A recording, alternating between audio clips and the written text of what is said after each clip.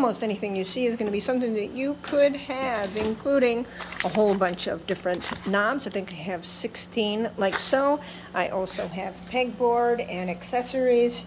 There are light bulbs. There's 3 gallons of interior flat, 3 partial gallons of bare premium, 5 gallons of black floor porch paint for concrete or wood. I have push brooms and push mops and extra handles. I have a lot of painting supplies. I have a small cheap Dremel. There is a skill saw. There is specialty grout cleaner. There are assorted hand tools for painting and scraping, out exterior and interior. A big variety there. There are rollers and brushes and dusters and a coverall suit and feet slips for painting. Just about anything you see here is going to be stuff that I am moving along. I have panel boards cut for doing a wainscoting. I have assorted trim that go along with it, as well as some quarter round, pre-primed quarter round corner pieces, baseboard,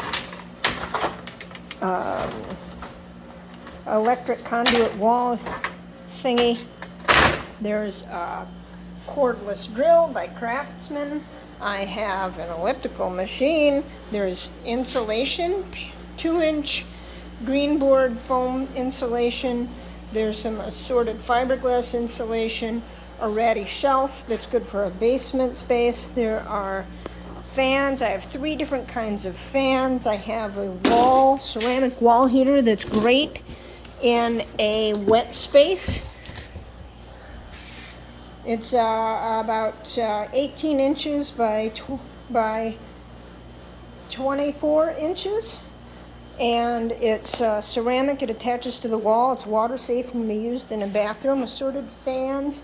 We also have exercise mats, packing materials.